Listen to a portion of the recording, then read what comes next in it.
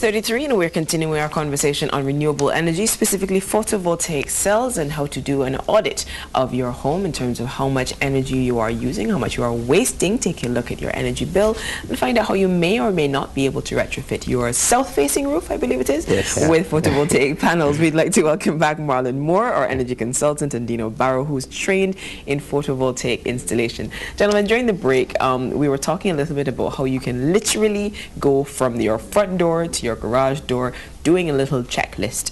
And for the people for whom the concept is a little bit because sometimes it is to get your head around something new, maybe you can walk me through an average, I don't know, 2-bedroom, 1-bathroom home, family of 3, maybe a dog in the yard, just to get an idea of how you can go through room by room. What's energy hungry, what's energy poor, you know. Okay, well, basically the easiest thing to start with is your lights, of course. Each bulb is going to come with a particular wattage, and basically you want to know how long you're going to run that bulb for. So say if you said you have a 60-watt bulb, and on a, what should I say, on a nightly basis you run it for 5 hours. So you take that 60, you multiply it by 5, and that will give you your kilowatt hour per day. Okay, and then if you want to figure out what it is per month, just multiply by those 30 days. Okay, so you just slowly but surely go through. You have to check everything meticulously. Okay, every single light. Of course, like I told you, anything that's generating heat is definitely an energy consumer. Your iron, simple as it may seem, is a really crazy consumer of energy. Your microwave, if you have an electric stove, an electric oven, any of those appliances that are generating heat, for sure, you want to take a look at. If you're not too keen, the quickest way to figure out how much, what should I say, power your appliance is pulling, you just multiply the current by the voltage, and that will give you the watts. Okay, it may seem a little confusing, but you know, as you do it once or twice, it gets a little bit easier. Of course, like I said, your refrigerator, that is another major energy consumer. Of course, if you have kids, you know how they say don't be opening the refrigerator constantly. If it doesn't reach that peak temperature that it does need to get to, it would not cut off at all. Hold on the audit for a little bit. We have Paul on the line, so let's hear what Paul has to say. Good morning, Paul. Yes, good morning. Good morning to the panelists. Good morning, Barbados. Good morning. Yes, Go ahead. I heard the gentleman speak about the consumption of energy by appliances inside the household. Yes. I did an energy audit of each appliance and everything that consumes energy in my household, and I found that the microwave consumes more than 3 times the amount of energy of every other appliance. That is correct. That will be correct. Basically, sir, like I said, anything generating heat or cooling are your parasites of your energy. You turn that bad boy on, you take a look at the meter, you see it doing Dixie, as they say. Well, you know, there's so many people who are crestfallen because I had microwave popcorn up to yesterday. Well, I mean, like, being that with microwaves, you know, you don't use them for a long period of time.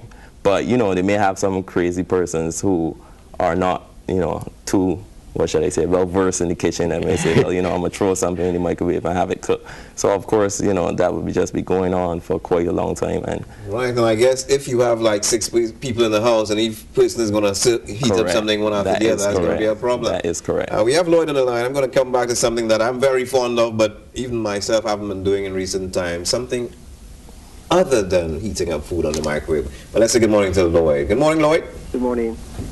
How are you? I'm okay. All right. My question is, would it be okay for me to plug my fridge at night and plug it back in the morning? That's up to you, sir. I mean, if you have anything there to spoil, I would advise no, but I mean, that's really going to the extreme.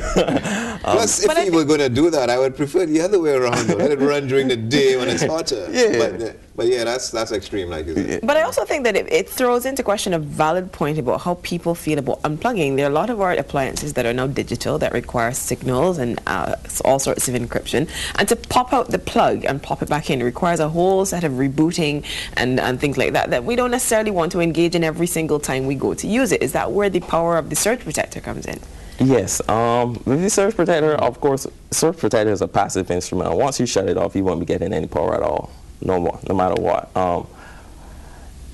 If you want to be really energy efficient, then yes, you really have to turn the appliances off. There's no doubt about that. But we still need to be practical, though. Yeah, I mean, you have your pros and your cons. You have to look and see what appliances that you said. Like I said, you wouldn't turn on the microwave and just leave it running. Like the computers, televisions, yes, they are pulling energy. But at the same time, like I said, you still need to be conscious that, you know, it is a case whereby there will be some energy being consumed no matter what, once it's in that standby mode. And you don't want, for any reason, being naive about it and be like, oh, okay, well, you know what, just for convenience, I know you want to keep it plugged in or whatever the case may be. But if you're really serious about being energy conscious, you know, you pull it out. I don't think it's going to take that long for something to boot back up or turn right back on. Yeah, and generally I find the only downside, if there is if there's a clock on it and you have to reset it. So that to me, you know, you just get a clock that is there for telling the time, and don't use the microwave to tell the time, or don't use the... Correct. All right. Yeah. We have another call on the line. Good morning. Hello? Hello, morning. Good morning. Go ahead, please. Yeah. What I would like to find out is you all have those well, panels, yes, that fit on the roof. Well, there's now the technology where you have the actual roof are made with solar panels. I don't know if you would be able to respond to that. There is quite a lot of different technology out there. Like I said, as the market churns, they're gonna have different requests for different items.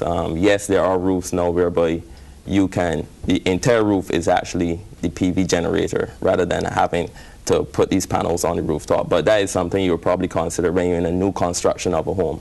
If it's a case where your house is already built, you will have to think about retrofitting, and this is where the panels comes in. Yeah, except I wouldn't want to go that direction in the tropics with the hurricane season. You know, you go and pick up your PV roof down the street. That's another thing. The gentlemen, thanks for dropping by. No problem. Thank you for having I believe we will continue this discussion next week, so I'm assuming, Dino, that you'll be back next week? I'm assuming. Of course, Marlon, you'll be here. Yeah, I'll be here. And let me just say, I should have some good news in terms of costs and being able to afford the PV installations. Right. I'm trying to do some research of installation too, from small home to large. Yeah, some financing options. Wonderful. Yeah. That's what we call in TV a teaser. Yeah. Definitely doing the back. Marlon, thanks a lot for joining sure. us. Thanks for coming, Dino. Thank you. We're going to take a very short break, and when we come back, we introduce you to a bit of relaxation this Tuesday morning with Soothing Touch, the spa.